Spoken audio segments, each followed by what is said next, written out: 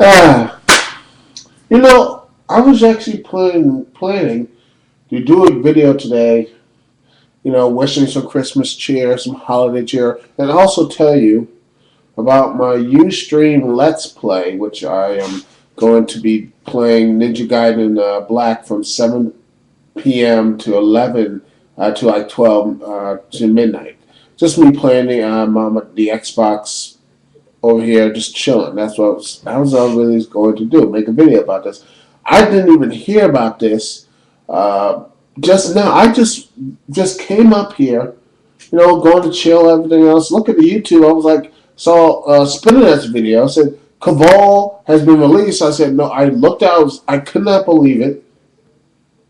It is blowing. I look at all the websites. It's basically Kaval, aka Loki, aka Senshi, or what have you. He's gone. He has been released from WWE. And with MVP gone, Christian injured, who does SmackDown have? What does SmackDown have? You got Kane, Edge, Alberto Del Rio, Rey Mysterio, Dolph Ziggler, Kofi Kingston, Jack Swagger, Tyler Rex, Cody Rhodes, and Drew McIntyre. Have I missed anyone else? Is there anybody else there? Oh yeah, Chris Masters. And Chavo and JTG, but they're on Superstar so many damn times, it's not even funny. Where are there's a movement of all the youth on Raw now? And it's amazing. Oh yeah, wait a minute. Before I get, let's see. We have, I know you got on SmackDown. It's like, there's like only a handful of guys that on SmackDown. I mean, why is that there are no good Raw stars there? Raw has all the youth and talent now. It's sad. It is. I honestly didn't think this SmackDown would get any lower, but it has. I mean, I think it was possible, but it has gone lower. And even worse, NXT basically, I know it was a joke before, but they treated it with such prestige, but now you basically released the guy who won the voting, who won NXT, because, as I keep hearing, it is because of some BS, just this BS. Like what? Creative have nothing for him. If creative has nothing for you, who's the fault of that? Is it the fault of the wrestler who busts his ass for getting up there to the arena and everything else, or and maybe getting some ideas? I mean, what? Oh, I mean, it's not that hard. It's not that hard to find something. I mean, all the talents, everything else you could do to build. And it's someone who has run NXT, that sort of thing, was supposed to be in line for something big. And you can't find anything for him. No, SmackDown's all locked up. Can you have an interview with Dolph Ziggler? Eventually, maybe winning the Intercontinental title, maybe at TLC, or maybe the Royal Rumble or something. Have him wrestle and win matches, that sort of thing. Have him built up. Not have this, not everybody needs to have a silly gimmick, or what? Is he what? Is he, I don't get it. I truly don't get why Low-Key or, Kaval was, they couldn't do anything with him. They couldn't do anything with him. I mean, when you have when you have someone, young talent, the WWE needs new young talent at this right now because the old guys are leaving. They need to really start. They need to start bringing these young guys up. And what do? They basically say, "Yeah, we don't need time. We don't need this anymore. We don't need any young guys. You can't just think Nexus and say, well, we just made Nexus. Fuck everything else." And I think that's what the whole thing is. It's just like, okay, we made Nexus and that's it. which is a damn shame because even though I have my faults and Nexus and everything else and all that, what I have against Nexus, there are some good talents in there, but you can't just say, well, we just made this group of young guys at Nexus and that's it. And even then you screwed that up. It's amazing. How can you really have this just the WWE they just can't focus. I mean, I don't know what's wrong with the WWE. All they do is just they have these ideas, but in the end they just can't compute. They just can't. They just have this. They just have this impersonal need to fuck up at one point. They have everything going for them, but they just throw that little wrench and just there it is. They just can't get themselves out of their way. It is just amazing how they just says, well, let's just try not to push anyone. We're gonna bury someone because supposedly that's gonna make him more, you know, to lighten him up or anything else. He treats wrestling too serious. Oh, we're just make him lose or anything else like that. You can't. This is the problem with the WWE. You have this. People want to cheer for him. People want to root for him. People want to buy money his merchandise. People want to buy merchandise. People want to spend money to see people like Caval or Daniel Bryan's or the Nexus or Dolph Ziggler or all these guys. They want to spend money on them. But once you have it, just to me, this really reeks of what WCW and all the old promotions in the past that they have this intentional need that they just half-ass everything. I mean there is no tag division, there is no cruiserweight divisions or anything else. The U.S. Championship division, the Intercontinental divisions are fine. They're good. That's where the main, if not the best matches and the best fresh matchups are. But the main events are dreadful. They're piss poor. As soon as you want about the Miz, and listen, the Miz is good, but honestly, as if you know and I know, the main events in the WWE are not even, they're just, on average, they're not that good. I mean, the last couple of pay-per-views, besides TLC, which I will be reviewing, and the link will be, I will be reviewing, probably the review will be up on Sunday, the day after Christmas, because I've been busy doing all this stuff, getting the reviews and all that good things, and this new stream Let's Play, and helping the family out, that sort of thing.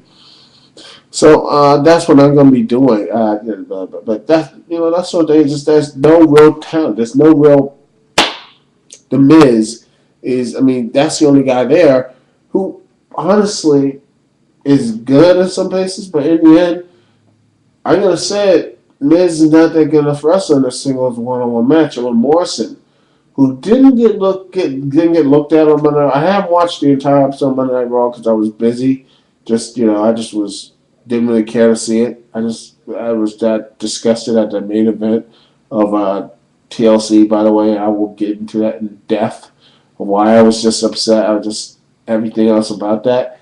It just I think Morrison and Miz have had at least decent matches, and hopefully they have grown to the point that they can have a good match at Royal Rumble and renew the face in the mid card.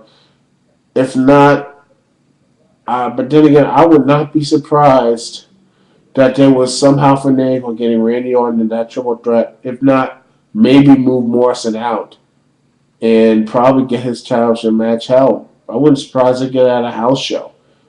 I honestly would not be surprised if they did a house show and Morrison wastes his number one contendership on a house show.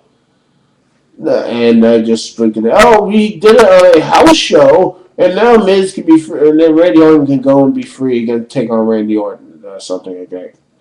And honestly, and even though the TLC match was, okay, a little spoilers, whatever, was good, I don't see a regular match with them being as anything else good, at least decent. Hopefully it's going to be a triple threat match, which if it is, that's going to be a nice little, kick, something. But then again, hopefully this will build to a more Sid Miz WrestleMania main event. Because if I really truly believe that would, I think even though, listen, It's not my because I want to see new young guys. And I mean, not the same old stuff from the past 8 years, not 5, 6, for the past 5 years. Oh, the past like 5 years has basically been Cena, Batista, Orton, Triple H, Taker. Those are the and listen. Here's the people who were pushed for the past 5 years: Edge, Batista, Undertaker, Triple H, John Cena, and Randy Orton. Most of those guys are gone. Triple H, I think this might be his last hurrah, and Batista has already left.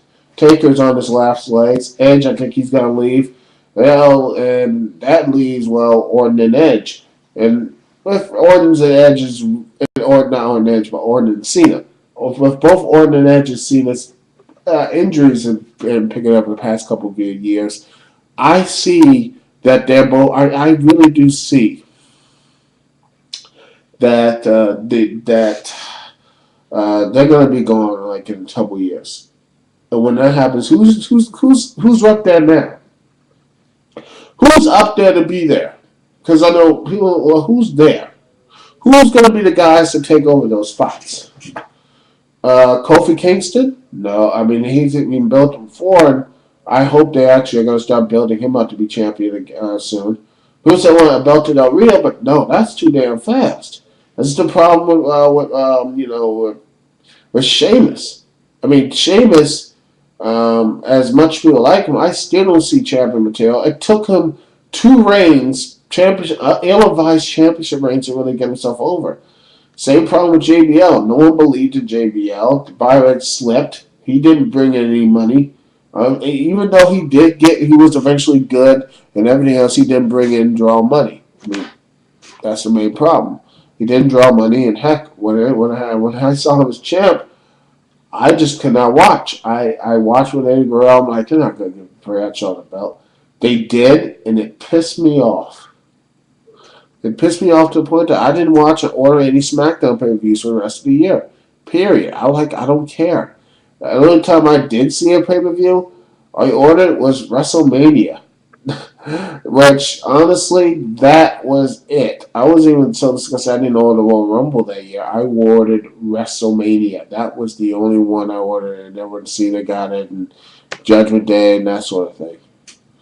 You know what I mean. It just, guys who just get the belt, just this, that, in a hurry, doesn't really do anything for his career. I mean, Sheamus, I hope he could be up there, but it's just like it's more of a, like they're trying to put a round peg in a square hole.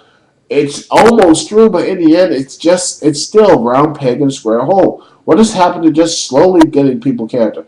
At least in the Miz, he's been there for like 6 or 7 years, earning respect. I mean, heck, when he held the U.S. title and had that great problem with MVP earlier this year, you felt like this guy was on the cusp of something really great. That is something you really know from. This is why you have to really start to see that that Miz is ready to take that leap.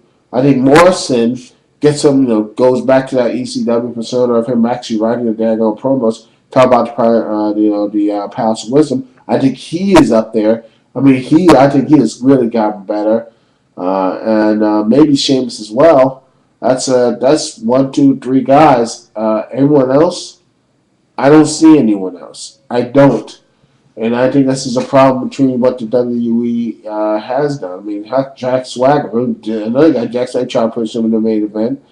It bombed because no one watched and no one cared about him. This is the problem with the WWE.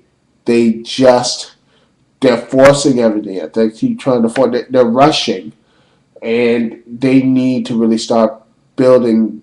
They need to really build some really good wrestling. I mean, they can do it, but it takes years to do it. And I think that's something when you have Caval or something like that. When you drop the ball on that, it just widens the gap even more, and that's what happens. No one and people just stop caring. Anyway, that's all I have to say. This long rant. That's all I gotta say. Dixie Tier. Peace and love. I will see y'all when I see y'all. Hopefully that Ustream Let's Play. I'll put the link down there. Hopefully y'all like it. Peace. Later.